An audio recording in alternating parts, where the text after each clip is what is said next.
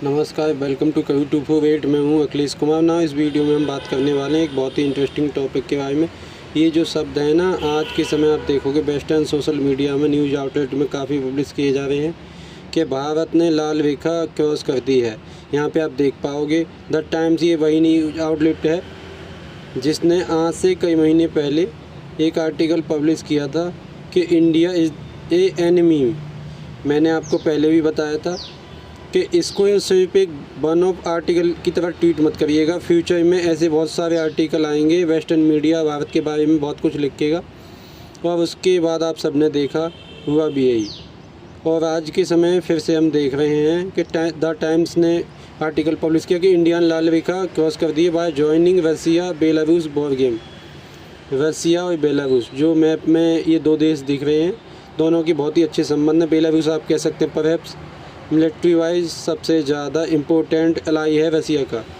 रसिया मिलिट्रली जो अपनी मिसाइलें वॉरहेड हैं ये डिप्लॉय कर रखे हैं बेलारूस में। तो इन दोनों कंट्री ने मिलकर एक युद्धाभ्यास किया है जपाट के नाम से, जपाट 2025। इस युद्धाभ्यास में भारत ने अपनी आर्मी, एयरफोर्स और नेवी तीनों भेजी हैं। और इसलिए आप देख पा रहे हो कि ऐसे आर्टिकल पब्लिक किए जाएँ। दी ऑस्ट्रेलियन ने भी ये आर्टिकल छाप दिया, dangers of optic of quad. Quad का क्या होगा? इंडिया की जो पार्टिसिपेट है ये एंटी नेटो एक्सरसाइज में ये बहुत ज़्यादा डिस्टर्बिंग है। तो आप सोशल मीडिया पे जाओगे तो जो प्रो यूक्रेन जो एक्स.com ट्विटर के हैंडल हैं वो ऐसे पोस्ट कर रहे हैं, India cross the red line, Modi send troop to Russia and Belarus against NATO. India send 65 troop भेजने पर ये लोग आज के टाइम कह रहे हैं कि भारत ने ओपनली चैलेंज किया है यूएस और यूरोप को, और इससे इंडिया रिस्क ले रहा है कि जो बिलियंस ऑफ डॉलर्स का ट्रेड होता है हमारा वेस्ट के साथ, इन्वेस्टमेंट वगैरह आती हैं, वो खतरे में आ सकता है। All for the friendship with Kremlin. यहाँ पे आपके दिमाग में सवाल लगा कि जपाट 2025। पहली बात तो ये जो नाम है जपाट, इसका मतलब क्या होता है? देखिए रसियन भाषा में जपाट का मतलब होता है वेस्ट, और ये युद्धाभ्यास वेस्टर्न कंट्री बहुत ही ज़्यादा क्लोजली फॉलो करती हैं। रीजन मैं आपको बताता हूँ क्या है। व्लादिमीर पुतिन ने जो ये ऑपरेशन लॉन्च किया है यूक्रेन के अगेंस्ट, जो अब काफ़ी हद तक एक वॉर ही बन चुकी है, इसको इनिशियली एक सिंबल दिया था रसिया ने, वो सिंबल था जेड। आप देखोगे कि पुतिन के समर्थक रसिया में काफ़ी बार टी शर्ट पे, हर जगह पे, टैंक पे जेड लिखते हैं, जेड। एक तरीके से ये इनका सिंबल बन गया था रसिया में, सिंबल फॉर वॉर। और ये सिंबल इन लोगों ने वेस्ट में काफ़ी जगह बैन कर दिया था। इधर आप देख पाओगे इस तरीके से जेड लिखना। आप अगर मॉस्को में देखो, रसिया में देखो, काफ़ी बार गाड़ियाँ जाएंगी उनके पीछे गाड़ी के डेक पे या कहीं ना कहीं लिखा होगा, जेड लिखा होगा कि पुतिन समर्थक हैं तो जेड को यहाँ पे सपोर्ट करते हैं। मगर जेड का मतलब क्या है? What the Z mean? ये कभी रशियन गवर्नमेंट ने बताया नहीं। एक इसका मीनिंग यही लोग मान के चल रहे हैं, जेड इज़ फॉर जपाट। जपाट मतलब कि वेस्ट। और आप अगर देखें तो यूक्रेन रसिया के वेस्ट में है, तो रसिया का जो वेस्ट में एक्सपेंसन जब हो रहा है, जो भी आप कह लीजिए, रसिया एक्सपेंसन तो कर रहा है। रसिया ज़मीन जो है यूक्रेन की ये कब्जा रहा है धीरे धीरे। तो ये जो इनका ये ग्रैंड प्लान है उसको रसिया जेड कहता है। तो जपाट एक्सरसाइज आप समझ सकते हैं हमेशा नेटो के रडार में रहती हैं कि जपाट में रसिया क्या करेगा, कितने देश हैं जो जपाट में पार्टिसिपेट करेंगे। मगर मुझे यहाँ पे एज ए इंडियन अजीब ये लगता है कि इंडिया को सिंगल आउट करके ना टारगेट किया जाए पूरे वेस्टर्न मीडिया में कि जो इंडिया यहाँ पे पार्टिसिपेट कर रहा है, जबकि हम डिटेल में जाएं। Look, I am all about a detail.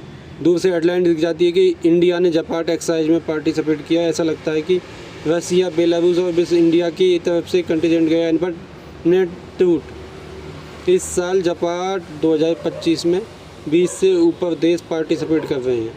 Russia, Belarus तो है ही ऑब्वियसली, उसके अलावा बांग्लादेश है। मुझको एक आर्टिकल दिखा दो जहाँ पर ये लिखा हो कि by state is very concern कि बांग्लादेश पार्टिसिपेट कर रहा है जपाट 2025 में। कुछ आपको इसका मेंशन भी नहीं मिलेगा, like no one even care. मतलब अगेन आगे आप अगर देखो ईरान पार्टिसिपेट कर रहा है, उसके अलावा अगर आप देखो तो पाकिस्तान पार्टिसिपेट कर रहा है। Most people don't about this. Pakistan भी जपाट 2025 में अपनी सेना भेज रहा है। उसके अलावा Thailand, UAE, Uzbekistan, Kazakhstan, China, सभी देश आर्मिंग 20 से ऊपर कंट्री हैं fall over the world various continent से ये जपाट 2025 में पार्टिसिपेट कर रहे हैं। बट आप देखिएगा स्पेसिफिकली फोकस इंडिया पर भी रहता है। रीज़न क्या है? Because India means clicks, India means views. इनको ये पता है कि टाइटल में इंडिया को अगर यहाँ पे टारगेट करके कुछ लिखेंगे ना, अटेंशन आएगी। और यही बात मैंने आपसे 2-3 महीने पहले बताया था। एक डेंजर एग्जांपल सेट किया जा रहा है द टाइम्स ऑफ द्वारा कि इंडिया का मेंशन करके आर्टिकल छाप दो कि इंडिया नेटो के अगेंस्ट एक्शन ले रहा है या फिर इंडिया ने रसिया के साथ कोई बड़ा कदम ले लिया है। Suddenly they will get ट्रेमेंडस amount of views and like. और इवन अल जजीरा को भी आप देखो ना, इन लोगों को ने भी ऐसा आर्टिकल छाप दिया।